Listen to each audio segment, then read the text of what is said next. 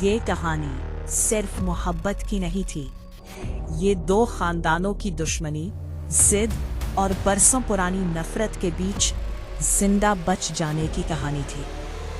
आसिम और आयशा एक ही शहर में पले बढ़े थे। निगाहें मिली तो दिल हार बैठे, मगर इनकी मोहब्बत एक जुर्म थी, क्योंकि दोनों के खानदान एक दूसरे के दुश्मन थे। ये दुश्मनी एक पुराने कत्ल से शुरू हुई थी। कसूर किसी और का था, मगर खून ने दो नस्लों को एक दूसरे के खिलाफ खड़ा कर दिया था।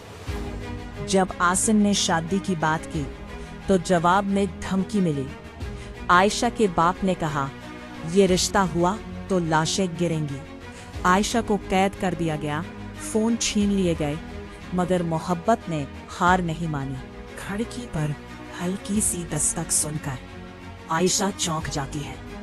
उसका दिल जोर से धड़कने लगता है, सांसें बेतरतीब हो जाती हैं। वो आहिस्ता आहिस्ता खिड़की की तरफ बढ़ती है, पर्दा हटाकर देखती है और अगले ही लम्हे पीछे हट जाती है। आंखों में खौफ है, हाथ कांपने लगते हैं। कौन? इसकी आवाज हल्की सी लरजती है। आसिम फौरन आहिस्ता से कहता है, आयशा, मैं हूँ, चीखो मत, खुदा के लिए। आयशा घबरा जाती है, मन्हा पर हाथ रख लेती है, आंखें भर आती हैं। तुम यहाँ? अगर किसी ने देख लिया तो? आसिम खिड़की के करीब आता है, निगाहों में वही जिद, वही मोहब्बत। अब कोई रास्ता नहीं बच्चा, आयशा, या तो आज निकलना होगा या हमेशा के लिए बछड़ जाना होगा। आयशा खामोश हो जाती है, रियाता है। कमरे में खामोशी फैल जाती है, सिर्फ दो दिलों की धड़कनें सुनाई देती हैं। उसे अपने बाप की धमकी याद आती है, वो अल्फाज जो आज भी कानों में गूंज रहे थे। ये रिश्ता हुआ तो लाशें गिरेंगी। उसके हाथ कांपते हैं। तुम जानते हो ये कितना खतरनाक है? वह दबी आवाज में कहती है। आसिम गहरी सांस लेता है। मुझे सब मालूम है, लेकिन तुम्हारे बगैर मैं वैसे भी जिंदा नहीं हूं। चंद लम्हों की खामोशी के बाद आयशा आंखें में आंखें बंद करती है, दिल पर हाथ रखती है और आहिस्ता से कहती है, ठीक है, चलो। यानी एक लफ्ज नहीं था, यादे से अपनी पूरी जिंदगी पीछे छोड़ देने का ऐलान था। आसिम की आंखों में आंसू भी थे और सुकून भी। दोनों जानते थे अब वापसी नामुमकिन थी। आयशा ने जल्दी जल्दी चंद कपड़े एक छोटे से बैग में डाले और आखिरी बार अपने कमरे को देखा।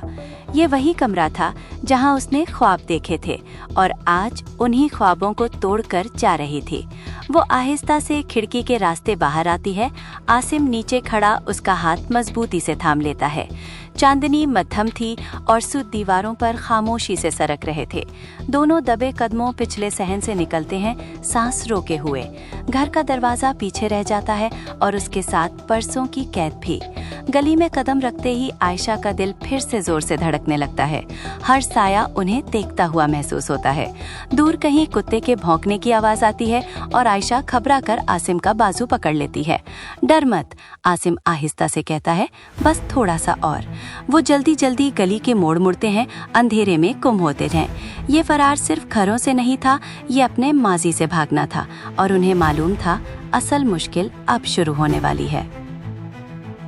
गलियां पीछे रह जाती हैं और दोनों एक सुनसान सड़क पर आ जाते हैं। रात का वक्त गहरा हो चुका था, हवा में खुनकी थी और थकन कदमों में उतरने लगी थी।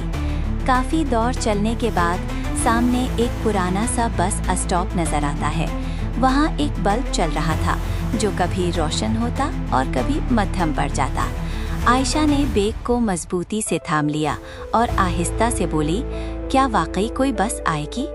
आसिम ने इधर उधर देखा और धीमी आवाज में कहा, बस इंतजार करना होगा। चंद लम्हे खामोशी में गुजर जाते हैं, दिल में हजारों खदशात और आंखों में एक ही उम्मीद। अचानक दूर से बस के आने की आवाज़ सुनाई देती है। हेडलाइट्स अंधेरे को चीरती हुई करीब आने लगती हैं। आयशा की आंखों में उस लम्हे पहली बार हल्की सी रोशनी उतर आती है। बस रुकते ही दोनों जल्दी से सवार हो जाते हैं। कंडक्टर ने एक नज़र डाली, कड़ाया लिया और बिना किसी सवाल के आगे बढ़ गया। बस आहिस्ता आहिस्ता आहिस्ता चल पड़ती है। खिड़की के बाहर शहर आहिस्ता आहिस्ता पीछे छूट रहा था। आयशा ने सीट पर बैठते ही गहरी सांस ली। ये सांस सुकून की नहीं थी, ये सिर्फ थकन की सांस थी, क्योंकि वो दोनों जानते थे ये सफ़र अभी बहुत लंबा है और असल इम्तिहान अभी बाकी है।